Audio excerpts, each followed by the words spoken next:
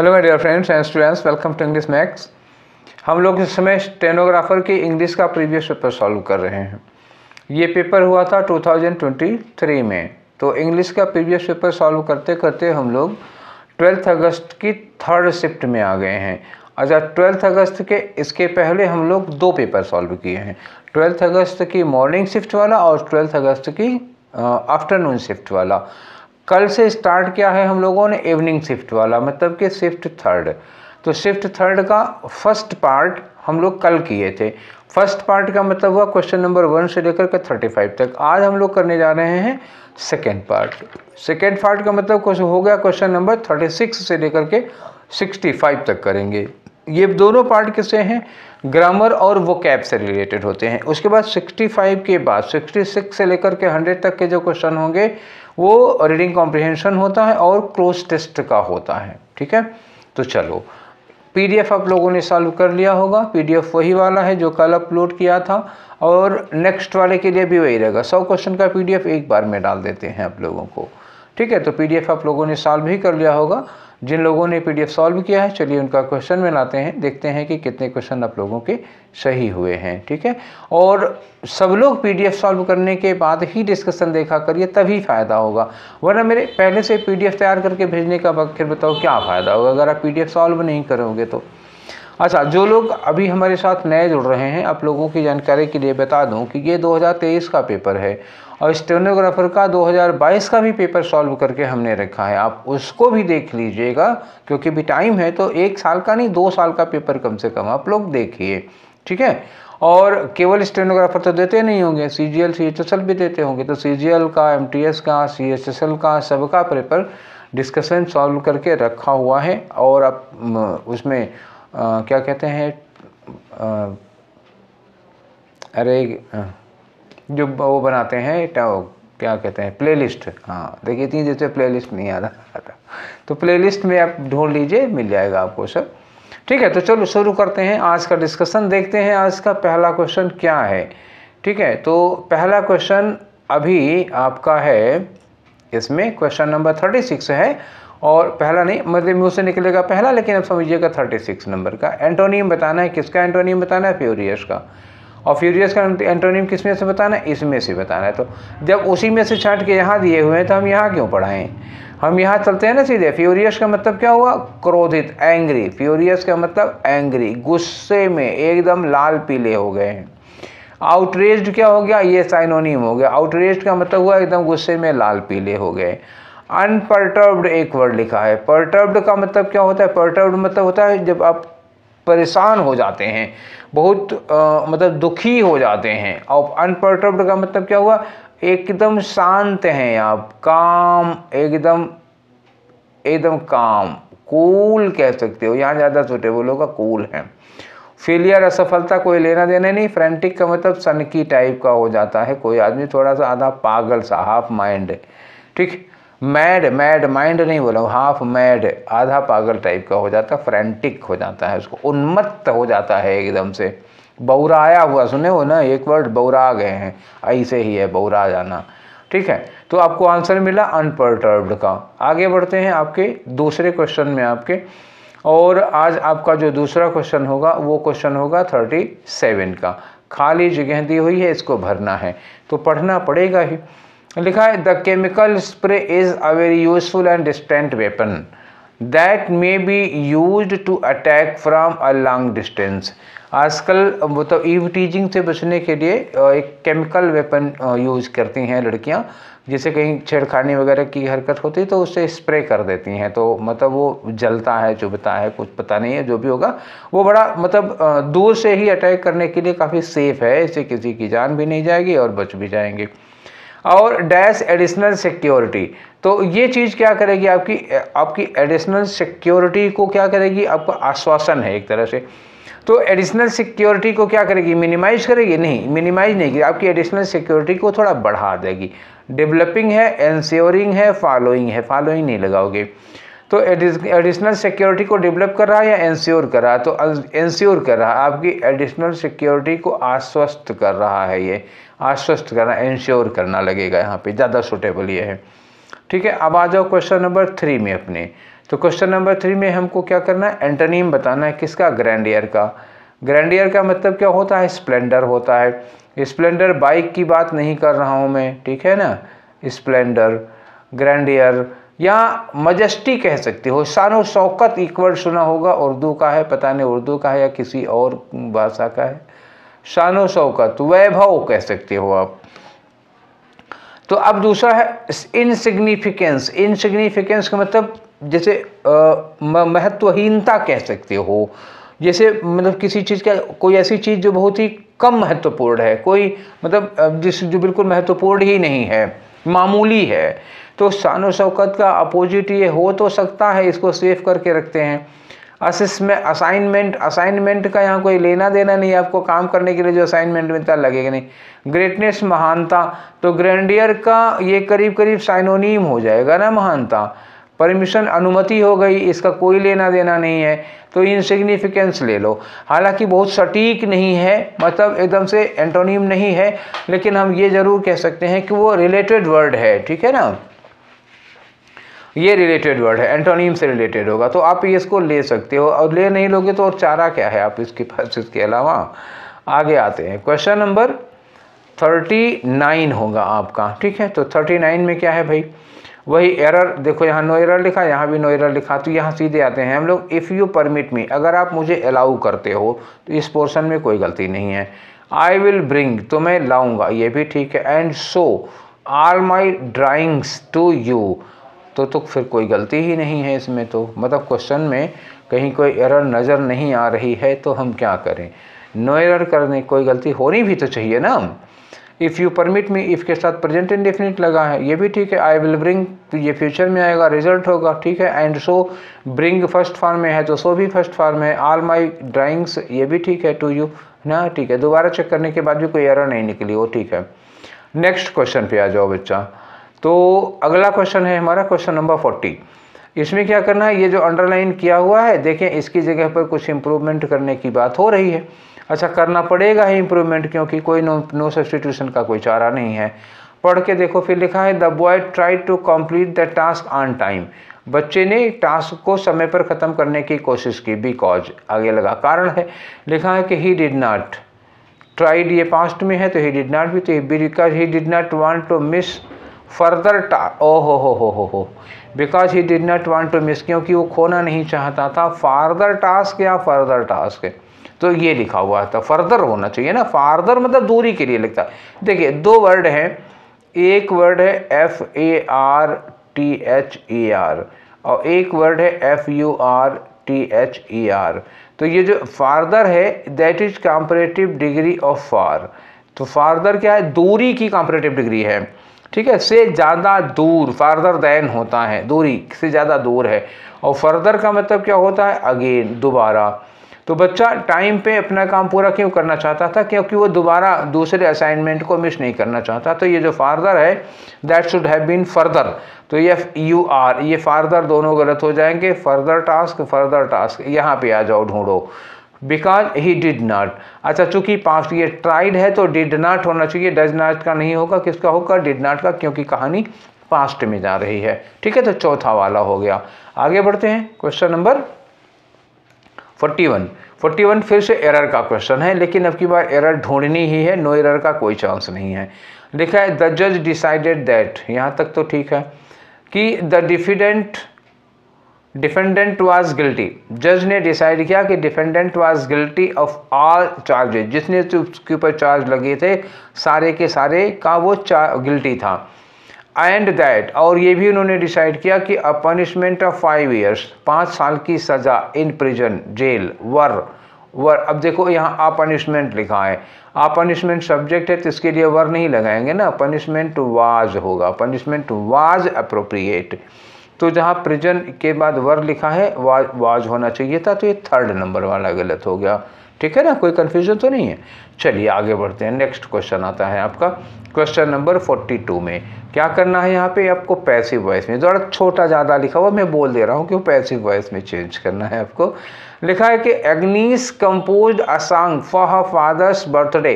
Composed क्या है बेटा, वर्ब की सेकेंड फॉर्म है। वर्ब की सेकेंड फॉर्म होने का मतलब रोज़ तो एक बार बताता हूँ ये कि वाज वर्ब के साथ वर्ब की थर्ड फॉर्म आनी चाहिए। यहाँ है बीन लिखा है, गलत होगा। यहाँ वाज बीइंग लगा है, नहीं होगा। हैड बीन लगा है, नहीं होगा। वाज कंपोज्ड, एक ही ऑप्शन है, चौथा वाला हो गया। ठीक है ना, जल्दी तो नहीं कर रहा हूँ। अब ये इतनी बार रिपीट हो गया है कि बार बार नहीं करने की ज़रूरत है ना, अब आप समझ गए हो इस चीज़ को। अच्छा, एंटोनिम बताना है अगले क्वेश्चन में अबंडेंस का। अबंडेंस मतलब क्या होता है? अधिकता, किसी चीज़ की एक्सेस, EXCESS, एक्सेस, किसी चीज़ की अधिकता। दूसरा वर्ड लिख सकते हो प्लेंटी, ठीक है ना, प्लेंटी, अधिकता हो गई किसी चीज़ की। प्रोफ्यूज का मतलब बहुत ज़्यादा होता है अबंडेंस। अच्छा, अब आ जाओ इसका एंटोनिम, तो मतलब क्या होगा? कमी होगी ना, अभाव किसी चीज़ की। तो माइजर कंजूस होगा, ये लगेगा नहीं। मीजरनेस, मीजरनेस का मतलब क्या हुआ? बहुत मामूली सा, बहुत कम मात्रा में, बहुत अल्प होगा, बहुत स्कार्सिटी कह सकते हो आप किसी चीज़ की, कमी, स्कार्सिटी, ये अभाव हो गया। तो एंटोनिम तो यही होगा।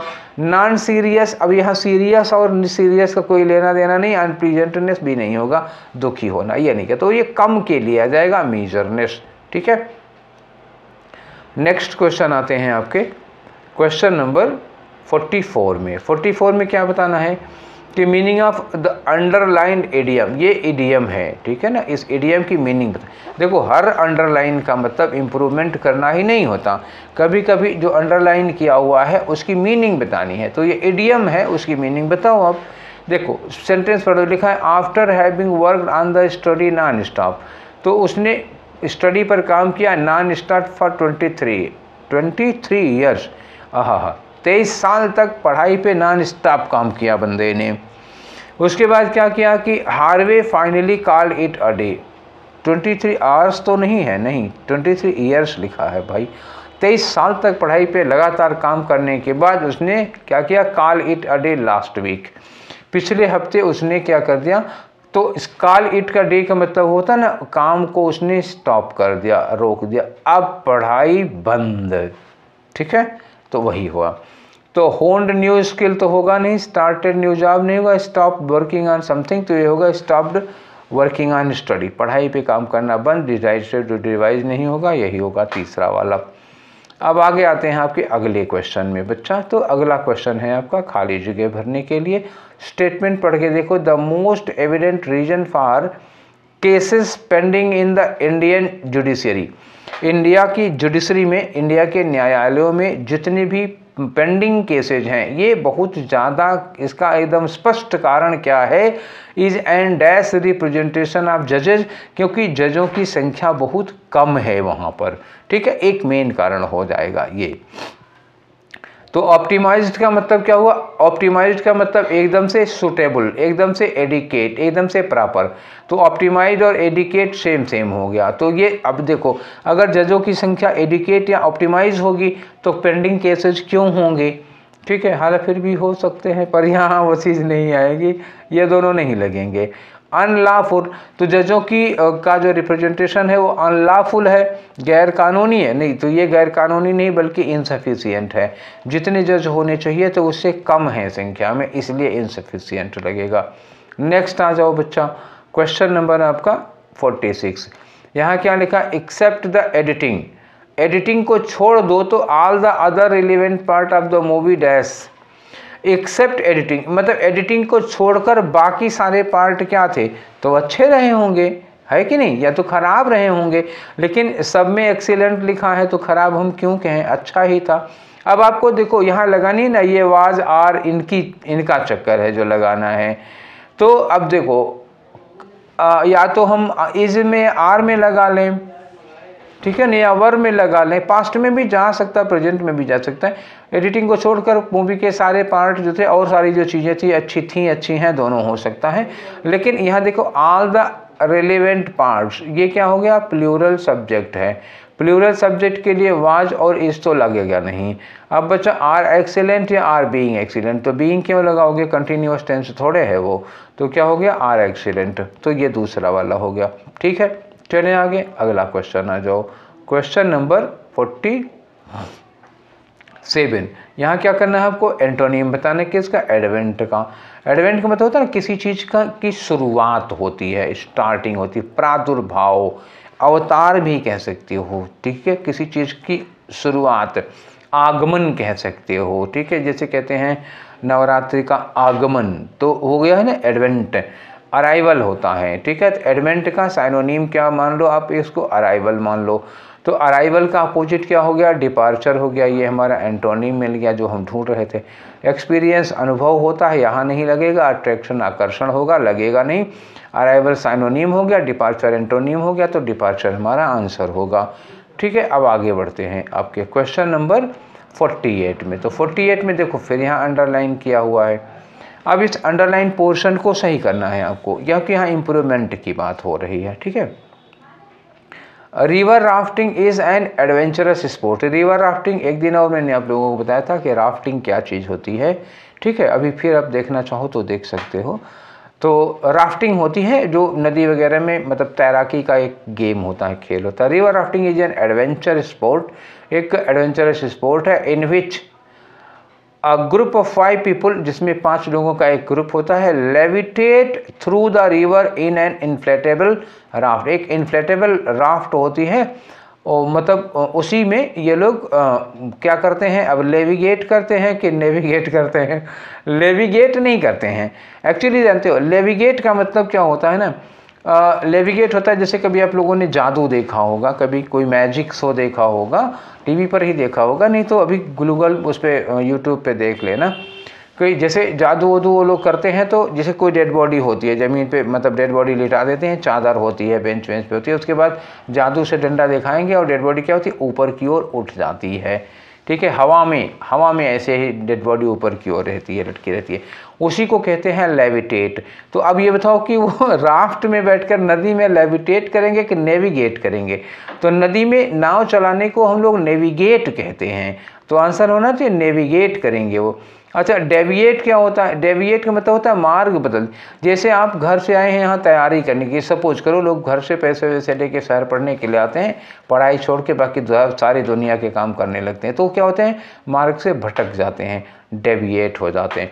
एलिविएट का मतलब क्या होता है, कम करना। जैसे आपको गुस्सा उस्सा लगा है या कोई परेशानी है, तो परेशानी कम हो जाए, आपका गुस्सा कम हो जाए, वो एलिविएट करना होता है, शांत करना होता है। असेंबल आप जानते ही हो, असेंबल इकट्ठा होने के लिए लगता है। तो यहाँ पे नेविगेट सही आंसर होगा। नेक्स्ट में आ जाओ भैया, अगला क्वेश्चन आपका है एंटोनिम बताना है किसका, लेथर्जी का। और लेथर्जी का मतलब क्या होता है, आलस्य। सीधा सीधा मतलब होता है इसका आलस्य, या आप कह सकते हो सुस्ती, ढिलाई होती है, फुर्तीलापन नहीं होता आदमी का, कामचोरी में भी आ जाता है ये। तो इसका अपोजिट ढूंढना है, किसमें से, इसमें से ढूंढना है। तो हम यहाँ क्यों ना देख लें भाई। तो मतलब ये अब ये वाइगर का मतलब क्या होता है, फुल ऑफ एनर्जेटिक, एकदम एनर्जेटिक है आदमी, बहुत जोश में है। तो आलस्य का अपोजिट तो ये जोशीला हो जाएगा फिलहाल। अच्छा, विजिबल का मतलब जिसको हम देख सकते हैं, इसका कोई लेना देना नहीं है। सर्कमस्पेक्ट का मतलब होता है कि आप चारों ओर बहुत सतर्क निगाह रखे हैं, एकदम सतर्क वाच कह सकते हो, सतर्क निगाह रखे हैं किसी चीज़ पर, तो ये होगा। तो ये इसका तो कोई लेना देना नहीं। यूजुअली का मतलब अक्सर होता है, कोई मतलब नहीं। वाइगर का मतलब क्या होता है, जोश, उत्साह, फुल ऑफ एनर्जी, पैशन, ये सब आ जाएगा। और लेथर्जी का मतलब आलस्य, सुस्ती, काहिली है, तो फिर यही आएगा। काहिली का अपोजिट हो जाएगा एनर्जी से भरा हुआ उत्साह, जोश, ठीक है। आगे आ जाओ, अपना क्वेश्चन लो, क्वेश्चन नंबर 50 का, ठीक। इसमें क्या करना है, आपको सेंटेंस एक्टिव वॉइस में ले जाना है। यहाँ लिखा कि your homework must be completed. Must के साथ क्या लगा है, बी लगा है। तो जब किसी मॉडल वर्ब के साथ बी और थर्ड फॉर्म लगी होती है, तो इसका बी हटा के इसकी फर्स्ट फॉर्म कर दो, ठीक है। एक्टिव में मस्ट, जिससे मस्ट कंप्लीट होता है, तो पैसिव में मस्ट बी कंप्लीटेड होगा। एक्टिव बनाना है तो हमको क्या करना होगा, मस्ट कंप्लीट। अच्छा, योर होमवर्क का है तो कौन करेगा, यू करेंगे, तो ठीक है, तो यू करेगा, योर होमवर्क नहीं करेगा, ये तो पक्की बात समझ लो, क्योंकि जो पैसिव का सब्जेक्ट है वो एक्टिव में सब्जेक्ट नहीं होगा। Your work must be completed, तो क्या होगा, कौन कंप्लीट करेगा, you must complete your work. यहाँ लिखा you must complete your homework before the deadline, ये तो ठीक है। यहाँ लिखा you must have completed, have कहाँ से ला देंगे भाई, तो ये गलत हो जाएगा, तो पहला वाला ऑप्शन लो, है कि नहीं। चलिए आगे बढ़ते हैं, नेक्स्ट क्वेश्चन आपका देखते हैं क्या है। नेक्स्ट क्वेश्चन है 51। इसमें क्या करना है, आपको डायरेक्ट स्पीच में चेंज करना है। तो ये इनडायरेक्ट में दिया हुआ है, तो मानस सेड, ये जो दैट है यहाँ पे क्या लगा दो, इन्वर्टेड कामा लगा दो। सूरज तो बदलेगा नहीं, सूरज हैड अराइव्ड ऑन फ्राइडे। अच्छा, इसके पहले वाले भी कल वाले सेट में मैंने बोला था हैड अराइव्ड। हैड अराइव्ड कैसे होगा? हैड अराइव्ड हो सकता है या तो वर्ब की सेकेंड फॉर्म हो या तो हैज़ हैव के साथ वर्ब की थर्ड फॉर्म हो। ठीक है, ऑन फ्राइडे है, चलो देखते हैं। तो यहाँ हैज़ बी अराइव्स, भैया देखो हैज़ बी वगैरह नहीं लगना है यहाँ, या तो हैज़ के साथ थर्ड फॉर्म लगा दो या सूरज अराइव्ड लगा दो। ठीक है, तो यहाँ लिखा सूरज अराइव्ड, ये है कुछ काम बन रहा है। सूरज अराइविंग नहीं होगा, सूरज इज अराइव्ड नहीं होगा, तो यही दूसरा वाला ऑप्शन सही होगा।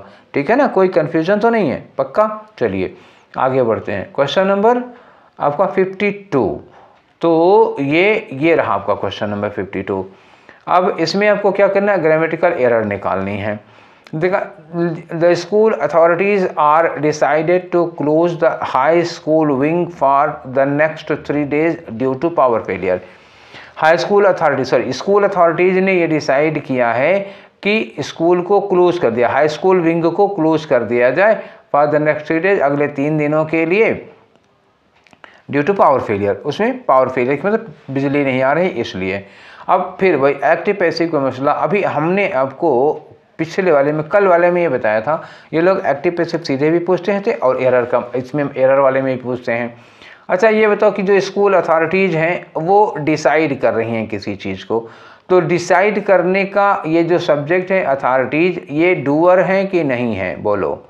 तो यही लोग तो डिसाइड करेंगे, ये डूअर हैं। अगर ये डूअर है तो सेंटेंस किस में होना चाहिए था, एक्टिव में होना चाहिए था। अच्छा, आर के साथ वर्ब की थर्ड फॉर्म नहीं आती है एक्टिव वॉइस में, तो यहाँ डिसाइडेड लिखा है, या तो आर काट दो, the school authorities decided to close the high school, ऐसे ही ठीक होगा, पास्ट इंडेफिनिट में हो जाएगा। या तो हैव लगाओ, the school authorities have decided to close the school. ठीक है, या तो हैव डिसाइडेड हो या डिसाइडेड हो, मतलब ये प्रेजेंट परफेक्ट में कर दो या पास्ट इंडेफिनिट में कर दो, किसी भी सेंटेंस में करो, ये एक्टिव वॉइस में होना चाहिए। एक्टिव वॉइस में होने का मतलब क्या हुआ, आर लगने से पैसिव वॉइस बन गया, तो आर गलत हो गया।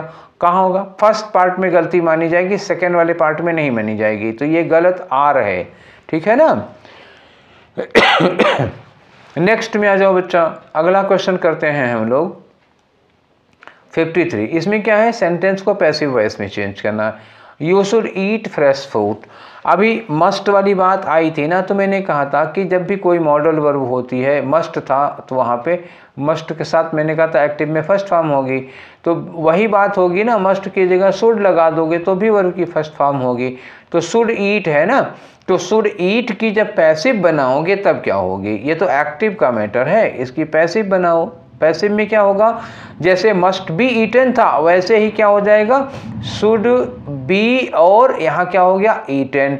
अब ये जो फ्रेश फ्रूट है इसको पहले कर दो और यू को कर दो बाय यू, बाद में तो सब में बाय यू लिखा है, सब में फ्रेश फ्रूट लिखा है, फ्रेश फ्रूट लिखा है। अब आपको क्या करना है, शुड बी ईटन ढूंढो, तो ये लिखा है शुड बी ईटन, पहला तो ठीक है, दूसरे में शुड बी एट क्या है, वर्ब की सेकेंड फॉर्म, गलत हो गया।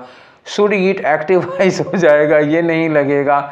Should be eat, should be के साथ वर्ब की फर्स्ट फॉर्म नहीं लगती है, तो कौन सा हुआ, पहले वाला हो गया। ठीक है, अब आगे आ जाओ, नेक्स्ट क्वेश्चन में आते हैं। नेक्स्ट क्वेश्चन में फिर एक्टिव वॉइस में चेंज करो, तो यहाँ लिखा है human life will be prolonged. Will be, फिर वही बात आई, विल के साथ बी लगा हुआ है, तो इसका मतलब मॉडल वर्ब है बी, उसमें बी लगा। अब इसमें क्या हो जाएगा, विल के साथ वर्ब की फर्स्ट फॉर्म यूज करना है हमको, तो विल प्रोलॉन्ग, प्रोलॉन्ग में इसमें से ईडी हट जाएगा, विल प्रोलॉन्ग। तो पहले आप विल प्रोलॉन्ग ढूंढो, यहाँ लिखा है वाज प्रोलॉन्गिंग, नहीं होगा, यहाँ इज प्रोलॉन्गिंग नहीं होगा, हैड प्रोलॉन्ग्ड नहीं होगा, विल प्रोलॉन्ग यही है तो वर्ब ना, ठीक से एक ही वर्ब है इसमें, एक ही है जिसमें वर्ब सही लगा है, मतलब दो ऑप्शन भी कंफ्यूज नहीं करते हैं। इसीलिए कहता हूँ ना कि आप बिना, देखिए कभी कभी क्या होता है कि आप बेवजह मेहनत करते हैं और टाइम ज़्यादा बर्बाद करते हैं, इसीलिए डिस्कशन देखना चाहिए। ठीक है, आगे आ जाओ, क्वेश्चन नंबर 55 अरेंजमेंट का क्वेश्चन है बच्चा लोग। अब देखो इसको पढ़ना होगा, पढ़ के अरेंज करना होगा। तो चलिए पढ़ते हैं इसको। ए में लिखा है कि targeted advertising is playing an increasingly important role in social media marketing. जो टारगेटेड एडवर्टाइजिंग है वो सोशल मीडिया मार्केटिंग में बहुत इंपॉर्टेंट रोल प्ले कर रहा है, उसका रोल बढ़ता ही चला जा रहा है। ये सेंटेंस किस पर था? एडवर्टाइजिंग पर। लिखा it was not until a few years ago, अभी कुछ साल पहले जब फेसबुक व्हाट्सएप ये सब नहीं चलते थे तब ये नहीं था, तब ये नहीं चलता था। आगे लिखा है ago that people begin to perceive social media as a marketing tool, अब लोगों को सोशल मीडिया मार्केटिंग टूल की तरह लगता है, पहले नहीं लगा करता था, तब इतना ऐड भी नहीं आता था। अब देखो तीसरा लिखा है कि social media has long been regarded as means of communicating with people via instant messaging and blogging. Social media को क्या माना जाता था? ये कम्युनिकेशन का मीन्स माना जाता था, वो मैसेजिंग और ब्लॉगिंग के जरिए। ठीक है, तो आप तुरंत बात कर सकते हो, इंस्टेंट मैसेजिंग, तुरंत आप बात कर सकते हो। ये एडवर्टाइज का मीडियम तब नहीं माना जाता था। अब इन मार्केटिंग के क्षेत्र में social media is a quick and easy means to share a company's information. Social media पे क्या होता है कि किसी भी कंपनी के बारे में कोई इन्फॉर्मेशन, कोई प्रोडक्ट का इन्फॉर्मेशन देना हो तो सोशल मीडिया पे आप तुरंत दे सकते हो, तुरंत के तुरंत, तो उसमें शूट वूट कराने वाला ये सब लंबा झंझट नहीं होता। सच एज जैसे कि एडवर्टाइजिंग एंड प्रोडक्ट या सर्विसेज अवेलेबल टू कस्टमर्स, मतलब किसी आपने आपकी चाय की दुकान खोली, अब कभी कभी चाय की दुकान खोलने के पहले ही दे देते हैं हम कि क्या क्या हमारे यहाँ मिलता है, इस तरह की ये सब सर्विसेज होती हैं। तो क्वेश्चन नंबर 55 में अब इसको अरेंज करना है हम लोगों को, कैसे अरेंज करेंगे बताइए। सबसे पहले क्या होना चाहिए? तो सबसे पहले देखो, जब से उसको हम एडवर्टाइजमेंट के टूल के रूप में ले रहे हैं तो वो वाला हम पोर्शन छोड़ देते हैं। यहाँ पहले वाले भी मार्केटिंग हुई, दूसरे में भी मार्केटिंग हुई, तीसरे में भी मार्केटिंग हुई, और सी वाले में मार्केटिंग नहीं हो रही है, तो ये मार्केटिंग शुरू होने के पहले का सीन है, तो सी वाला आप पहले कर लो। ठीक है, सी पहले कर लोगे तो आपके पास एक ही ऑप्शन बच रहा है। ठीक है, पहले यही आएगा, तो सी क्योंकि सी उसके पहले का है, जब सोशल मीडिया को मार्केटिंग के रूप में यूज करते थे उससे पहले का, तो सबसे पहले फिर वही लगा लो। अब देखो यहाँ ए में लिखा है कि टारगेटेड एडवर्टाइजिंग है। अब देखो स्टूडेंट के पास उसी तरह का मटेरियल आता है, जो जिस तरह का होता है उसके पास वैसे एडवर्टाइज आते हैं। ये इंक्रीजिंगली इंपॉर्टेंट रोल होता जा रहा है। तो ये जब सोशल मीडिया को मार्केटिंग टूल के रूप में यूज करोगे, लास्ट में कंक्लूजन नहीं दे रहा है, तो ये लास्ट में रखा भी है, ये हमारा लास्ट में आ जाएगा, कंक्लूड भी कर रहा है। बीच में आ रहा है कौन सा? पहले बी हो जाएगा। ठीक है, बी के बाद डी लगाना पड़ेगा, क्योंकि बी में देखो कुछ साल पहले तक ऐसा नहीं होता था, अब मार्केटिंग में अभी ऐसा होने लगा है, तो बी के बाद डी लगाओ। सी शुरू कर दो, बी डी लगाओ, उसके बाद ए में कंक्लूजन दे रहा है तो सी बी डी ए हो गया। ठीक है, अब समझ में आ गया ना? चलिए आगे बढ़ते हैं, नेक्स्ट क्वेश्चन लेते हैं आपका। नेक्स्ट क्वेश्चन है 56।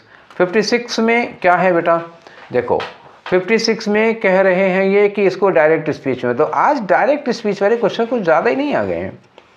द जज कमांडेड, यहीं जहाँ कमांडेड लिखा यहीं सेड कर दो, देम हो गया, अब यहीं पे इन्वर्टेड कामा लगा दो, कमांड है to call the first witness, इसका टू हटा दोगे बाकी कॉल द फर्स्ट विटनेस हो जाएगा। अब यहाँ लिखा the first witness was commanded, अब पैसिव वॉइस बनाने की क्या जरूरत है यार? इनडायरेक्ट का देखो क्वेश्चन क्या है, डायरेक्ट स्पीच में चेंज करो, तो इसमें पैसिव में बनाने की क्या जरूरत है? वाज कमांडेड पैसिव वॉइस हो जाएगा, तो ये तो एकदम सरासर गलत हो गया। यानी कि please call the first witness, the जज प्लीडेड।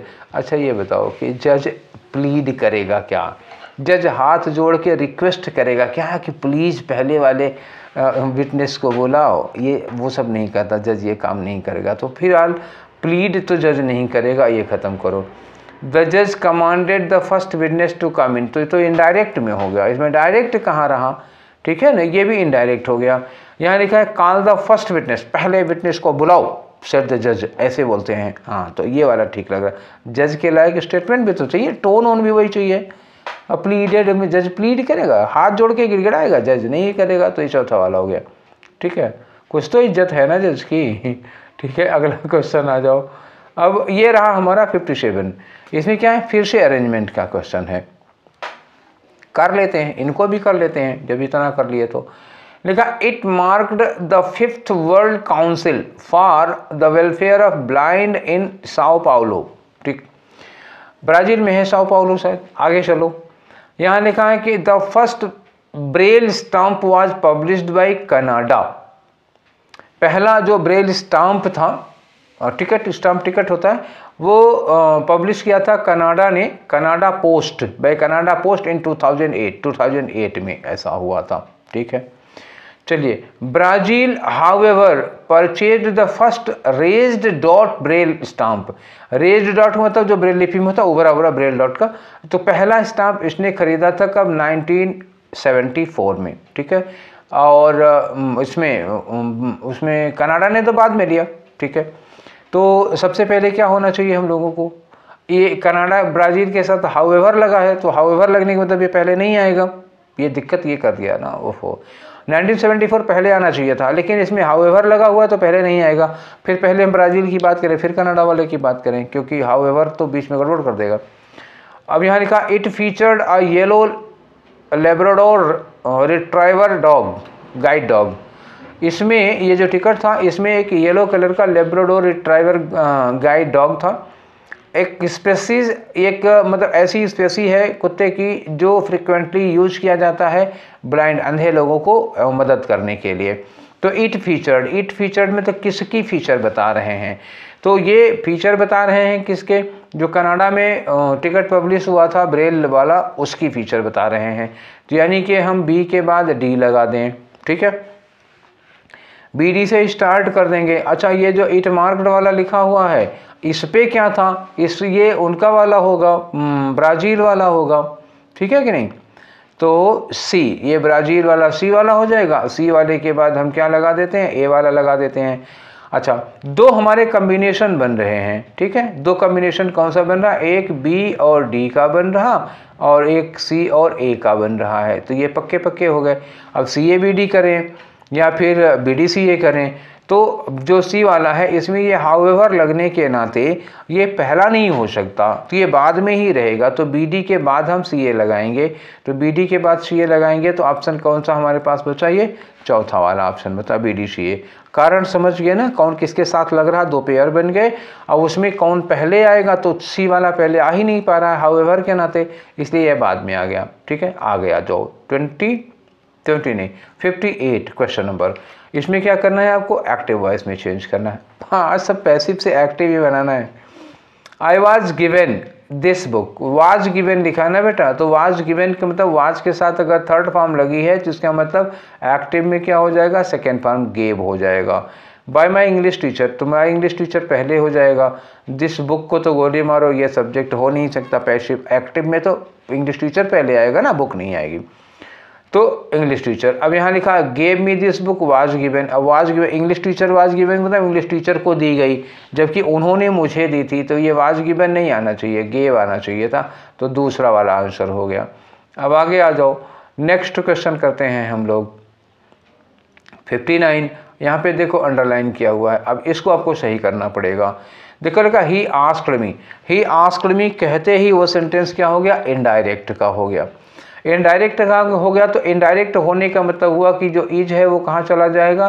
बाद में। और जो इन्वर्टेड कामा है वो हट जाना चाहिए। व्हाट माई नेम वाज, ठीक है ना, इज पहले नहीं होगा। जब हम डायरेक्ट से इनडायरेक्ट बनाते हैं तो हेल्पिंग वर्ब सब्जेक्ट के बाद में आती है, और जो इंट्रोगेटिव सेंटेंस होता है वो इंट्रोगेटिव नहीं रहेगा। तो while changing into indirect narration, interrogative sentence does not remain interrogative, it changes into assertive. और असर्टिव होने का मतलब हुआ कि helping verb will be placed after subject. तो यहाँ माई नेम के बाद वाज होगा, इज का वाज हो जाएगा क्योंकि ये आस्क्ड है। तो अब ढूंढो, पहली बात तो जिसमें क्वेश्चन मार्क लगा है वो हटा देंगे हम, ये लग ही नहीं सकता। फिर और ये इज नहीं होगा, हैज़ बीन नहीं होगा, दो और कट गए, ठीक है। मतलब ये देखा करो ना मैं काटता कैसे हूँ। अब क्या होगा? व्हाट माई नेम वाज, एक ही में तो है वाज लगा हुआ, दो में था, एक यहाँ पता वाज लगा हुआ, तो यहाँ क्वेश्चन मार्क लगा हुआ। इनडायरेक्ट बनाओगे तो क्वेश्चन मार्क कहाँ रहेगा? ठीक है, क्लियर हो गया। तो ये तीसरा वाला होगा। आगे चलते हैं, नेक्स्ट क्वेश्चन लेते हैं। इसमें भी देखो अंडरलाइन किया हुआ है, ठीक। तो अंडरलाइन किया हुआ है, इसमें देखें क्या है दिक्कत भाई। आई एम वेरी टायर्ड, मैं बहुत थक गया हूँ, तो और नीड अ चेयर, और मुझे बैठने के लिए कुर्सी चाहिए। तो अब एक बताओ, टू सिट, यहाँ टू सिट लिख दिया और चेयर भी आया है, तो फिर प्रीपोजिशन तो आना ही चाहिए था। अच्छा, हम पहले कर दें सिट को और बाद में लगा दें चेयर, ठीक है। सिट और पहले कर दिया, बाद में आ चेयर लगा दिए, तो यहाँ बीच में क्या लगाते हैं? अब बताओ, प्रीपोजिशन लगाते कि नहीं लगाते? क्या लगाते? To sit on a chair, on लगाते। तो यही ऑन सिट के बाद आना चाहिए था, क्योंकि चेयर यहाँ पहले आ गई, तो सिट के बाद ऑन लगाना होगा। तो यहाँ सिट के बाद फॉर लगा है, नहीं होगा। यहाँ सिट के बाद ऑन लगा है, यहाँ सिट के बाद बाय लगा है, यहाँ सिट के बाद विद लगा है। तो कौन सा होना चाहिए? दूसरा वाला होना चाहिए ना। ठीक है, आगे आ जाओ। क्वेश्चन है आपका 61, फिर वही डायरेक्ट स्पीच में चेंज करो। तो ही रिक्वेस्टेड हिम, यहीं पर इन्वर्टेड कामा लगा होगा। रिक्वेस्टेड है, ध्यान रखिएगा, प्लीज़ हमको चाहिए। आगे लिखा है कि wait there till he returns, तो यहाँ देयर का क्या होगा, हेयर, हेयर हो जाएगा टिल ही। अब ये ही है तो यहाँ पे क्या होगा, आई, और रिटर्न होगा ईडी नहीं लगेगा। Wait here till I return. ठीक, तो he asked him to wait here, here till here returns, till here, wait here till here returns, तो फिर ये तो गलत हो गया। ठीक है, पहला गलत हो गया। ठीक है, अब आगे आ जाओ। Wait here till I return please. ठीक है, ये हो गया ही आर्डर्ड। लियो भैया, आर्डर्ड कैसे हो सकता है जब रिक्वेस्ट करने के लिए कह रहे हो, तो आर्डर नहीं, एक तो रिपोर्टिंग गलत हो गया इसमें। अब आ जाओ, ही सेड टू हिम, उसने उससे कहा कि please wait here till I return, ये तो हमको ठीक लग रहा है। चौथा भी पढ़ के देखते हैं, तो टिल ही रिटर्न्स, ओ हो, आई होना चाहिए ना, टिल ही रिटर्न्स नहीं होगा, तो till I return please wait here, ये ठीक हो जाता अगर यहाँ ही की जगह पर आई होता तो ये गलत हो गया। तो अब फाइनल हो गया कि तीसरा होगा आंसर। ठीक है, नेक्स्ट पे आ जाओ। अगला क्वेश्चन है हमारा 62। 62 में करना क्या है, कुछ इंडिकेशन मिल रहा है, नहीं मिल रहा है, तो इडियम या फ्रेज आपको सही करना है। हम शायद अंडरलाइन, अच्छा, तो ये 4 इडियम हैं। यहाँ लिखा है the trainee perform the task with extreme ease, जो ट्रेनी है उसने अपने काम को बहुत ही एक्सट्रीम ईज, बड़े आराम से कर दिया, ये एक्सट्रीम ईज, ये इसी के लिए आपको इडियम रिप्लेस करना है। ठीक है, तो a piece of cake, a piece of cake मतलब होता है बहुत आसानी से, वेरी इजीली, बहुत आराम से, तो ये हो गया आपका आंसर भैया। ठीक है, हाँ, अब औरों का मतलब बताना हो तो मैं बता देता हूँ, वो मैं करता ही रहता हूँ। स्वेन सॉन्ग का मतलब होता है फाइनल परफॉर्मेंस। ठीक है, स्वेन सॉन्ग का मतलब फाइनल परफॉर्मेंस, कहीं कोई प्रोग्राम वगैरह होता है तो जो लास्ट में आता है उसको। कॉल इट अ डे, आज ही बताया था, अभी थोड़ी देर पहले ये आया था, जिसमें कोई आदमी है, ठीक है, जो 23 साल से लगातार पढ़ाई कर रहा है, और लास्ट वीक उसने क्या किया, कॉल इट अ डे, जो मैंने कहा था उसने उस काम को स्टॉप कर दिया। तो ये मुहावरा आज ही 2 बार आया है, तो कॉल इट अ डे का मतलब होता है अपने काम को स्टॉप कर देना। ठीक, तो ये भी यहाँ नहीं लगेगा। At the 11th hour, at the 11th hour का मतलब क्या हुआ, जैसे कुछ लोग ऐसे होते हैं ना, क्लास शुरू होने वाली है तो पता लगा 10 बजे की क्लास है, एकदम 9:59 पे पहुंच जाएंगे वो।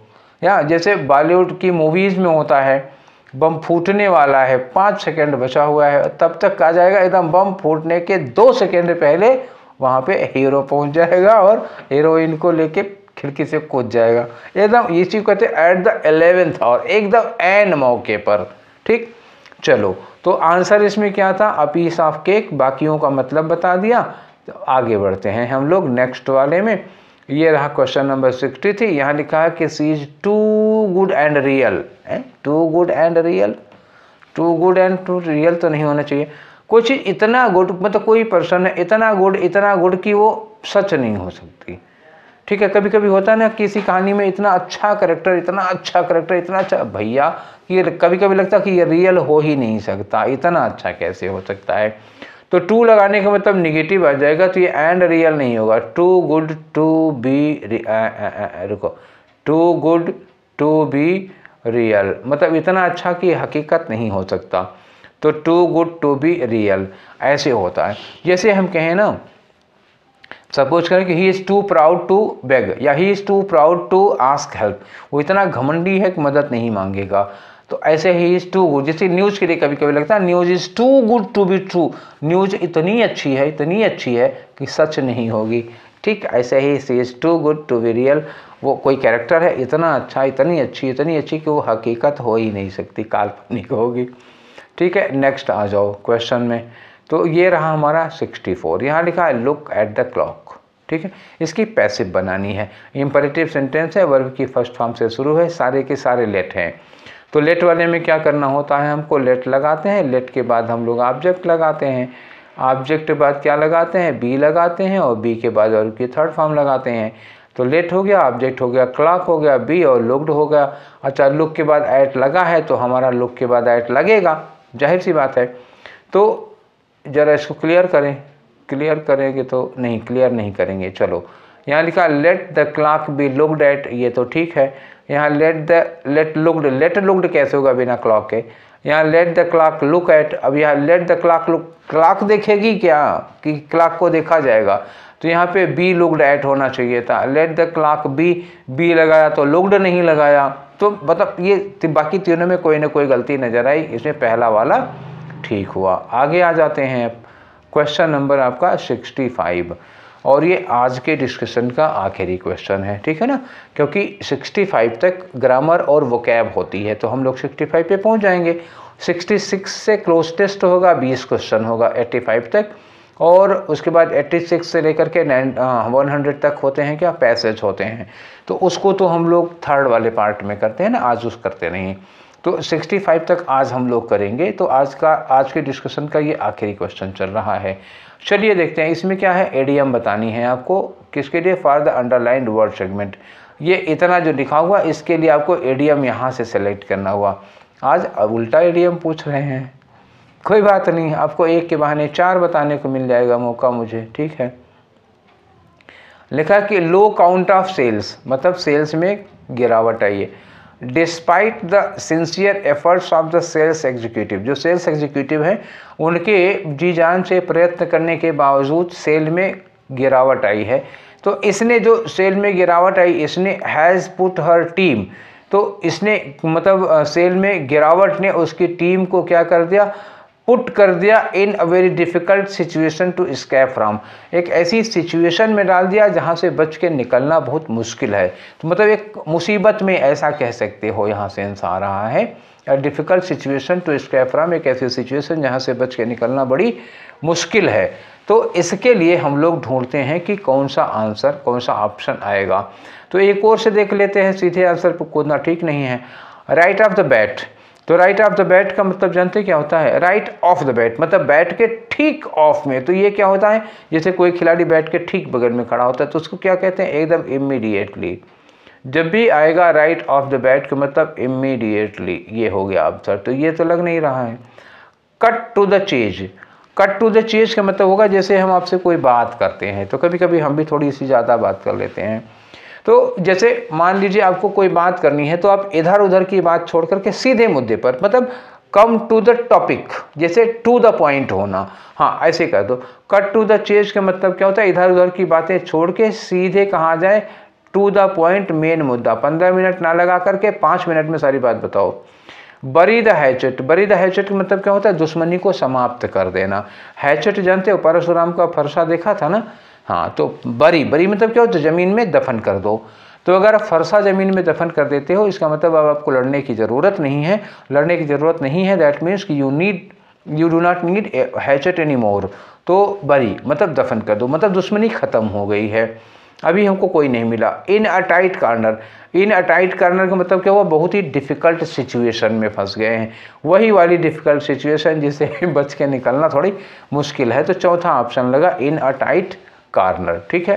तो ये 65 क्वेश्चन हम लोगों ने कर लिए आज। 65 आज नहीं किए, आज हम लोगों ने किए हैं 65 माइनस 35 इक्वल टू 30 क्वेश्चन, ठीक है। चलिए, तो ये 30 क्वेश्चन आज हम लोगों ने कर लिए। तो आज का सेशन आप लोगों को कैसा लगा, अपनी राय दीजिएगा, ठीक है। और पढ़ाई करते रहिए, मस्त रहिए। कल हम लोग करते हैं 66 से लेकर के 100 तक का, जिसमें हम लोग क्लोज टेस्ट करेंगे। और हाँ, आप लोग अगर इस थर्ड वाले सेट को देखने में मतलब इंटरेस्ट नहीं दिखा रहे हैं तो ये आप लोग गलत कर रहे हैं, क्योंकि क्लोज टेस्ट से 20 क्वेश्चन आता है और उसका ही प्रैक्टिस कर लीजिए। उसको भी देखना ज़रूरी है कि कैसे, कभी कभी उसमें अच्छी अच्छी ट्रिक्स आ जाती हैं कि मतलब दो अच्छे वर्ड दे रहे हो तो हम कैसे एक को छांटेंगे, ठीक है। तो देखा करो, उसको भी देखा करो। और आप लोगों को जो पैसेज आते हैं उस पैसेज में डायरेक्ट क्वेश्चन बहुत कम होते हैं, ज़्यादातर क्वेश्चन इनडायरेक्ट होते हैं। टोन है, थीम है, क्या कहा जा सकता है, क्या नहीं कहा जा सकता है, टाइटल है, मूड है राइटर का, तो इन सब के क्वेश्चन आपको डिस्कशन करने पर ही आएंगे, क्योंकि अक्सर होता होगा आपने जो आंसर लगाया है वो गड़बड़ निकल गया, ठीक है, तो क्यों वो गड़बड़ निकला है उस पर हम लोग क्या करते हैं, डिस्कशन करते हैं। ठीक, चलिए तो आज का सेशन यहीं पर वाइंड अप करते हैं, मिलते हैं फिर हम लोग कल वाले सेशन में। तो तब तक अपना ख्याल रखिए, थैंक यू।